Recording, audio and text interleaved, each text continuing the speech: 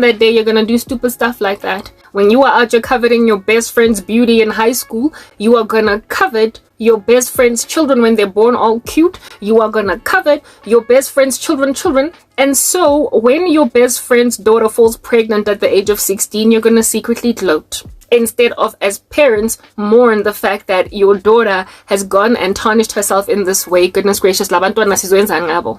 What are we gonna do? Instead of comforting your friend in dealing with a teenage pregnancy, you are just gloating that your friend has got a wayward kid. Yeah, covetousness is at the root of that. It's at the heart of that random ugly spirit of competition that causes people to ignore people just because they are associated to their competitionies. Yeah, the fellow people with whom they're competing. But like, the dream was not so much about that. I just had to give that context in advance to help you understand what under heaven is going on with my particular life.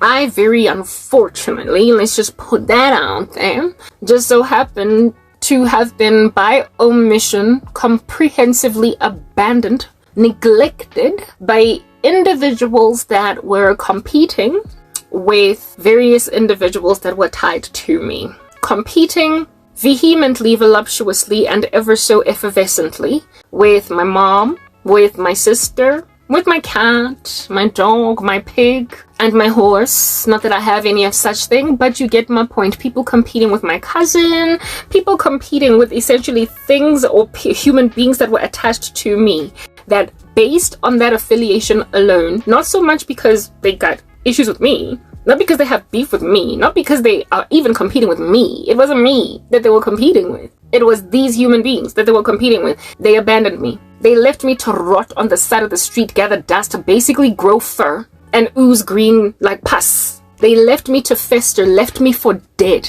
for a whole decade. And some of them were those, you know, uncles that are just be on some hello nana, pinching your cheeks and what have you when they see you. Some of them were those people that you be looking at on some hello osfigile. Yeah, they were the ones that you be out looking at or to on some hello sistolo. No, it's okay. And they be out here pinching your cheeks, kissing you with that sloppy, ugly auntie kiss, saying, oh, you've grown up so fast, Karabo. It's just yesterday you were less tiny, this little. People like those. Human individuals like those. You would imagine as a kid, seeing as you know, they so loved you when you were growing up, or at least it appeared they loved you. I ran to so many of them. When I was suffering, when I was going through a lot, some of them, I would perhaps bump into them. One of them, I bumped into them in some joint, some hospital joint, and I asked for help. And just because that woman was in competition with my mom, she just was like, deal